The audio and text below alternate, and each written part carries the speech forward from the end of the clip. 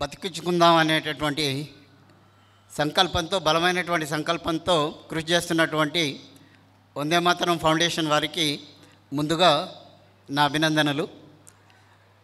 ఇకపోతే విద్యార్థులకు ఒకే ఒక సూచన.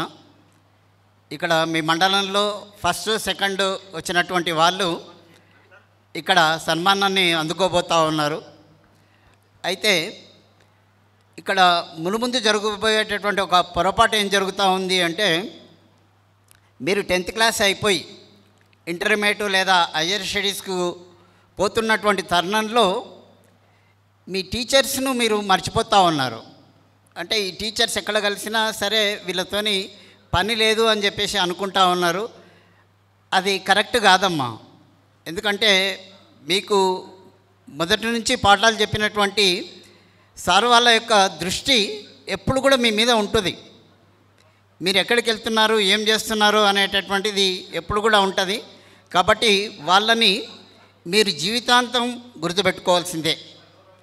ఎందుకంటే ముందుగా మీరు మీ యొక్క వెల్ విషర్స్ మీ టీచర్స్. ఇక పేరెంట్స్ విషయానికి వస్తే ఎన్నో సమస్యలు ఉన్నాయి. మరి పిల్లలు ఈ విధంగా మంచి జీపీఏ సాధించినందుకు వాళ్ళని మీరు జీవితాంతం, అంటే వాళ్ళు సెటిల్ అయ్యే వరకు మీరు వాళ్ళను ప్రోత్సహిస్తూనే ఉండండి. అది మిమ్మల్ని నేను కోరుకునేటటువంటిది. ఇంకొకటి, గవర్నమెంట్ స్కూల్లో ఉండేటటువంటి టీచర్లు అంతా కూడా మంచి ఎఫిషియెంట్ ఏబుల్ టీచర్సే. కాకపోతే టీచర్స్కు మరియు స్టూడెంట్స్కు మధ్య లోపల ఉండేటటువంటి ఆ అండర్స్టాండింగ్ ఏదైతే ఉందో అది ఉన్నప్పుడు ఏంటి అంటే ఇంకా వాళ్ళు షైన్ అవుతారు. అంటే ఇది ఒక కంబైన్డ్ ఎఫర్టే. ఇవాళ 9.5 వచ్చినా 10 వచ్చినా అది కంబైన్డ్ ఎఫర్ట్ టీచర్స్ మరియు స్టూడెంట్స్. ఈ ఇద్దరి మధ్య లోపల కోఆర్డినేషన్ ఉన్నప్పుడు తప్పకుండా సక్సెస్ అనేటటువంటిది అది తప్పకుండా సంభవిస్తుంది.